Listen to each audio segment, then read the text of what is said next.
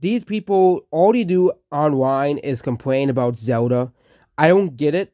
Who cares if Zelda wins Game of the Year or not? Okay, or Baldur's Gate wins Game of the Year or not? I haven't played either, but these people are so pissed that the critics like Zelda Tears of the Kingdom.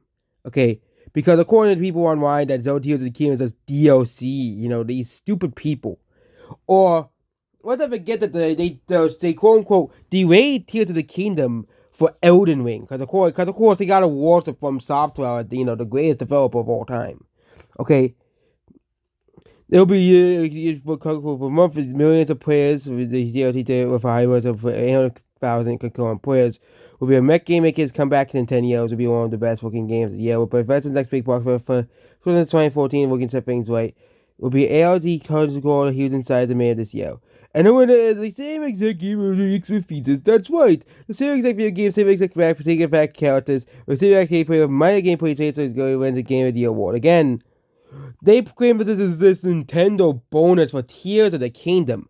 Okay, if there was a Nintendo bonus for Tears of the Kingdom, wouldn't Tears of the Kingdom have really bad user scores on Metacritic? The average user score for Tears of the Kingdom is 8.5, with a Metacritic score of 9.96. Okay, and we have Breath of the Wild, which has an 8.7. Both games have a very similar score. There is no Nintendo bonus here. Okay? There's no Nintendo bonus. This is made up bullshit because they are complaining that people like Zelda Tears of the Kingdom. So they're making up this whole thing of it that people only give Zelda a Nintendo bonus. No, it's because Nintendo actually completes and polishes the games. I do think that Baldur's Gate deserves all the praise it gets. It's a game. Of course, I can't play because it's only on the PC. But it's a game that is once complete, okay, it is a game that is once complete with no microtransactions by that is once surpassing. You don't ever get games like that anymore. Okay, you don't. You don't. You don't get games like that anymore. Okay, most games are rushed to meet a deadline and are stuffed for microtransactions. And if this game sells really, really well, which is being selling pretty well, maybe we might see a change in the gaming industry.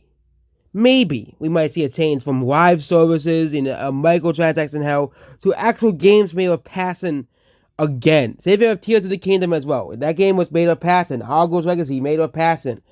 Okay, we're finally starting to get games again that were made of passion. So maybe 2023 might be gaming's comeback year. After the years of awful games that were made to with rushed deadlines and microtransactions, shoved in them. Okay, I think everybody will be happy if gaming goes back to how it used to be before PS4 and Xbox One release, before the microtransaction era of gaming. Goodbye.